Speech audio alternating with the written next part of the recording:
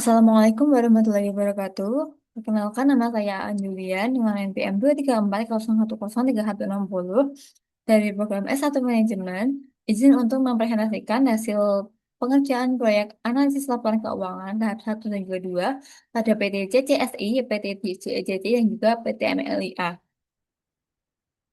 Yang pertama yaitu pada operasi working capital, PT CCSI mengalami penurunan dari 2023 ke 2024. Kemudian pada PT CEJC mengalami peningkatan dari 2023 ke 2024, serta pada PT MLIA mengalami peningkatan pada 2023 ke 2024. Hal ini menunjukkan bahwa adanya peningkatan kapasitas operasi dan juga kemampuan pembiayaan aktivitas pada perusahaan PT CECC dan juga PT MLIA. Kemudian pada yang kedua yaitu operasi working capital to sales ratio pada PT CCSI mengalami penurunan dari 0,82 ke 0,75. Kemudian pada PT JCC mengalami peningkatan dari 3,13 ke 4,71. Kemudian pada PT MLIA mengalami peningkatan dari 4,72 ke 4,97. Kemudian yang ketiga yaitu ada Operating Working Capital Turnover. Pada PT CCSI mengalami peningkatan dari 1,22 ke 1,59.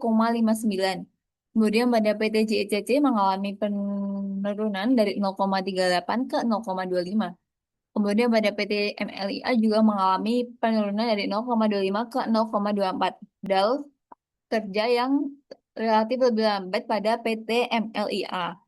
Kemudian yang keempat yaitu ada account receivable turnover pada PT CCSI itu mengalami penaikan atau peningkatan dari 5,19 ke 5,37. Kemudian pada PT CCC cenderung stabil dari 0,02 di 2023 dan juga di 2024. Kemudian pada PT MLIA mengalami penurunan dari 641,16 ke 283,90.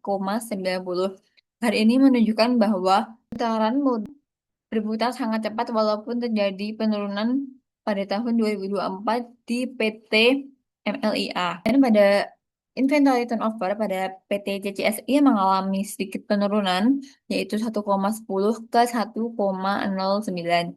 Kemudian pada PT JECC juga mengalami penurunan dari 0,03 ke 0,02. Kemudian pada PT MLIA juga mengalami penurunan dari 3,63 ke 3,40. Hal ini menunjukkan bahwa adanya sedikit penurunan pada perputaran persediaan yang lebih lambat pada PT MLIA. Kemudian pada account payable turnover yaitu pada PT CCSI menunjukkan peningkatan dari 2,94 ke 4,13. Kemudian pada PT JEJC cenderung stabil yaitu 0,03. Kemudian pada PT MLIA menunjukkan kenaikan dari 11,95 ke 12,98. Hal ini menunjukkan pada BT MLIA menunjukkan frekuensi pembayaran utang yang lebih tinggi. Kemudian pada average day in receivable, yaitu PT CCSI mengalami penurunan dari 70,36 ke 67,98. Kemudian PT JACC mengalami peningkatan, serta PT MLIA juga mengalami peningkatan. Kemudian pada average day in inventory, yaitu pada PT CCSI mengalami peningkatan, serta pada PT JIJC mengalami peningkatan, dan juga pada PT MLA mengalami peningkatan.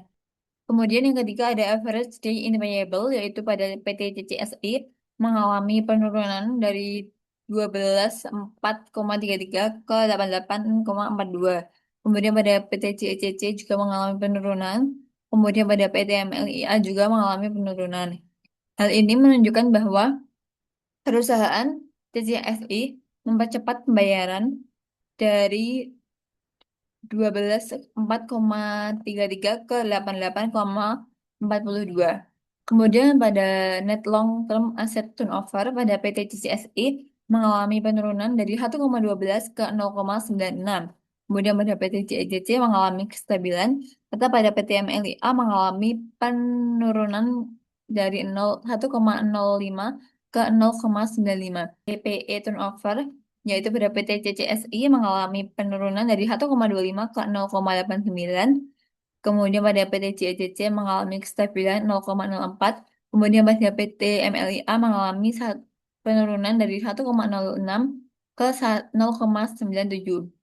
Hasil proyek kedua yaitu ada likuiditas dan juga solvabilitas.